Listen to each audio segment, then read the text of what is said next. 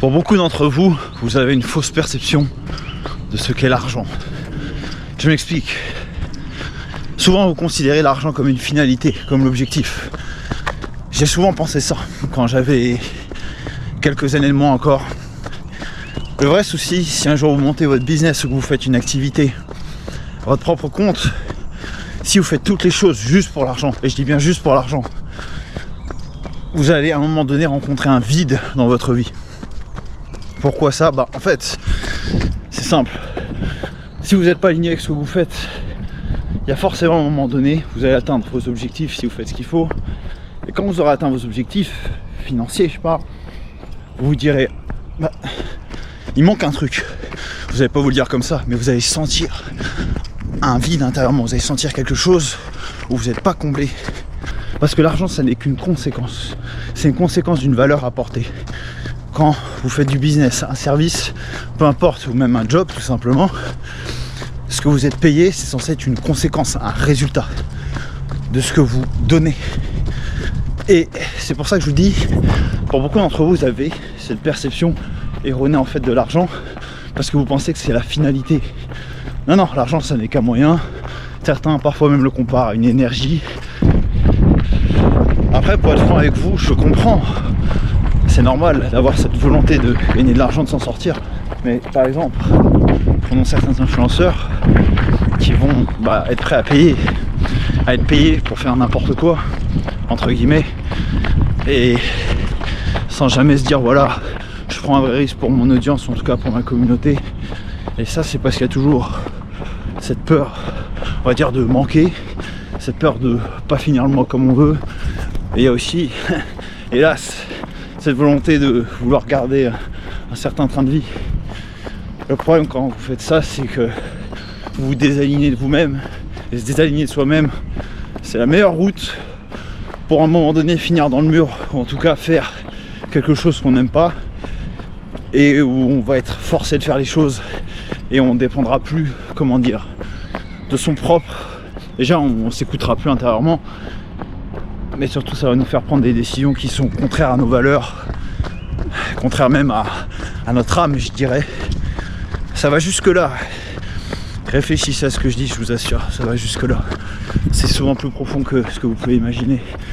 Quand c'est guidé par la peur, drivé par la peur, drivé par cette peur de manquer, c'est souvent là où on ne prend pas les décisions les plus lucides.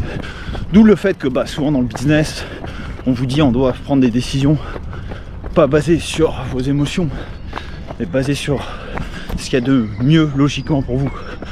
Quand on dit retirer les émotions, ça veut pas dire être un robot sans âme. Ça veut simplement dire prendre la meilleure décision possible pour le business et pour vous, tout simplement. En tout cas pour votre activité. Quand vous voulez faire quelque chose vraiment avec lequel vous êtes aligné, passionné, le terme c'est d'être drivé.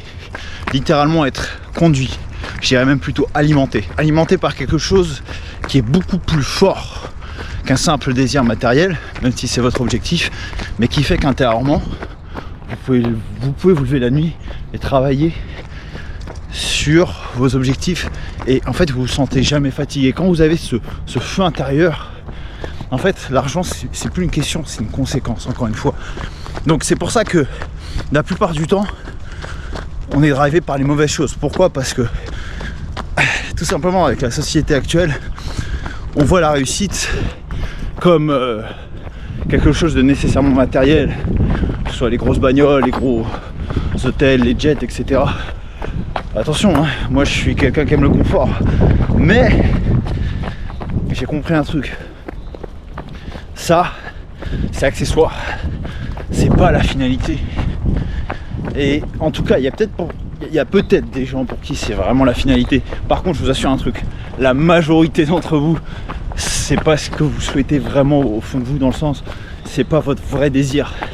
Je veux dire, demain, vous aurez par exemple, peu importe, une Lambo ou une immense baraque, etc. Vous serez content, vous serez fier, et en fait, vous allez vous rendre compte assez vite d'un truc, c'est qu'il vous manque encore une fois quelque chose.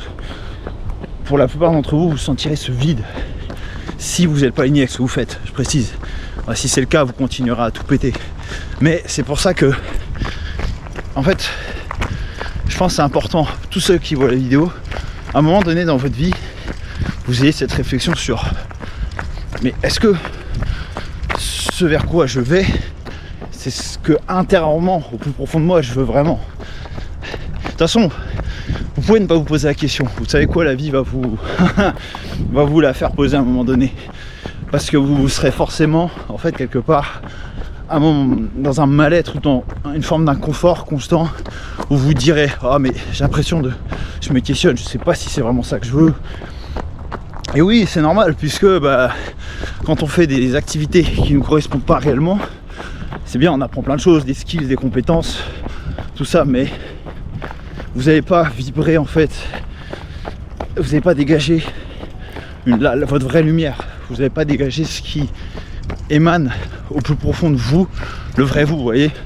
Voilà, donc sans entrer dans ces trucs, dans des choses ultra spirituelles et un peu plus perchées, hein, l'idée c'est juste de vous dire que vous n'avez pas un conflit intérieur avec vous-même.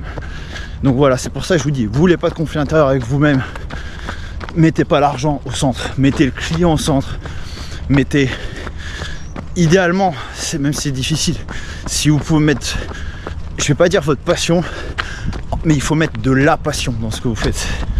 Et dans certaines activités, très clairement, à un moment donné, il faudra vous rendre compte que